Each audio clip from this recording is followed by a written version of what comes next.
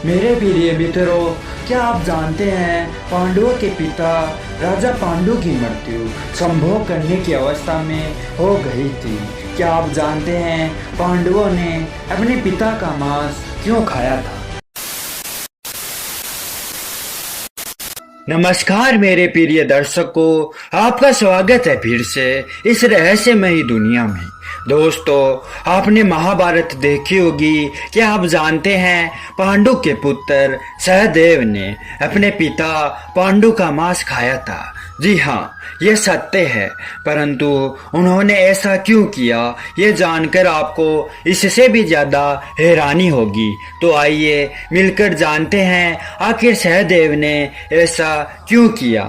प्रिय दर्शकों, राजा पांडु के 2 पत्नियों से 5 पुत्र माता कुंती और माद्री से प्राप्त हुए, जो है युधिष्ठिर, भीम, अर्जुन, नकुल और सहदेव, जो बाद में पांडव कहलाए। परंतु क्या आप जानते हैं इन 5 पुत्रों में से एक भी पुत्र वास्तव में पांडु का था ही नहीं, क्योंकि 5 पुत्र राजा पांडु के वीर्य से अर्थात रानियों के साथ शारीरिक संबंध बनाने से पैदा नहीं हुए थे। मेरे प्रिय दर्शकों, इसके पीछे भी एक कथा है, जिसके कारण पांडु संतान प्राप्ति का सुख नहीं कर सकते थे। क्योंकि एक दिन राजा पांडु अपनी दोनों पत्नी कुंती और माद्री के साथ शिकार पर गए थे।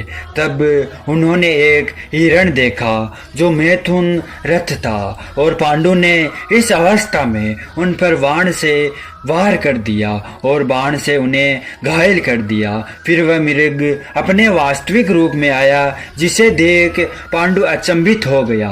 दरअसल वह मृग नहीं, ऋषि कितिम्ब था, और ऋषि कितिम्ब ने क्रोध में अपने अंतिम समय में श्राप देते हुए कहा कि जिस प्रकार तूने मुझे मैथुन अवस्था में मारा है, उसी प्रकार जब तुम इस अवस्था में आएगा तो तुम्हारी भी मृत्यु हो जाएगी।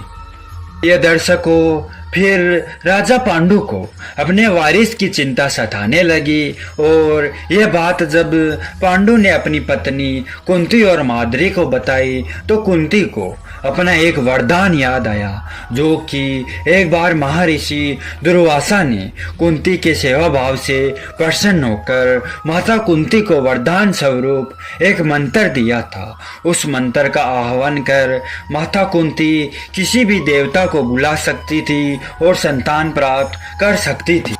फिर माता कुंती ने इस वरदान के बारे में पांडु को बताया, और पांडु ने आह्वान के लिए कुंती को अनुमति दी, जिसके फलस्वरूप कुंती को 3 पुत्र यानी युधिष्ठिर, भीम और अर्जुन प्राप्त हुए। और पांडु की अनुमति लेकर कुंती ने माद्री को इस मंत्र के बारे में बताया और आह्वान करवाया, जिसके फलस्वरूप माद्री को 2 पुत्र नकुल और सहदेव प्राप्त हुए। प्रिय दर्शकों, पांडु को फिर से चिंता सताने लगी। उसके मन में विचार आया कि मेरे पुत्रों में मेरा जैसा ज्ञान और मेरा जैसा अनुभव नहीं है, तथा मेरे वीर्य से पैदा नहीं हुए। फिर पांडु ने अपनी अंतिम इच्छा बताई कि मेरी मृत्यु के बाद आप 5 पुत्र मेरा मांस खाओगे, ताकि आपके अंदर मेरा जैसा ज्ञान और मेरा जैसा अनुभव आ सके।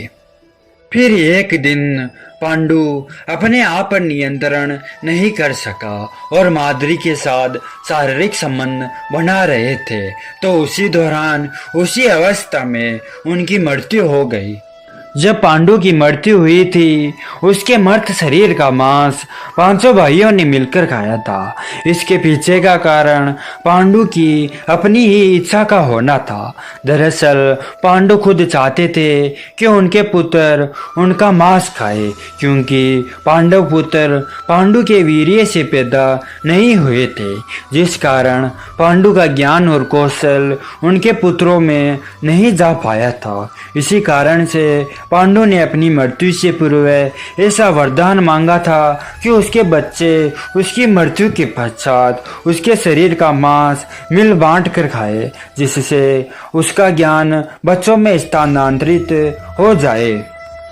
पहली मान्यता के अनुसार पांचों भाइयों ने अपने पिता पांडु का मांस मिल बांट कर खाया था, लेकिन सबसे ज्यादा मांस सहदेव ने खाया था। दूसरी मान्यता के अनुसार सिर्फ सहदेव ने पिता की इच्छा का पालन करते हुए उनके मस्तिष्क के 3 हिस्से खाए। पहले टुकड़े को खाते ही सहदेव को इतिहास का ज्ञान हुआ, दूसरे टुकड़े को खाने पर वर्तमान का और तीसरे टुकड़े को खाते ही भविष्य का ज्ञान हुआ। यही कारण था कि सहदेव अपने सभी भाइयों में सबसे अधिक ज्ञानी था। साथ ही भविष्य में होने वाली घटनाओं को भी देख लेने की शक्ति मिल गई थी। भविष्य में होने वाली घटनाओं को भी देख लेने की शक्ति के कारण सहदेव ने महाभारत का युद्ध पहले ही देख लिया था।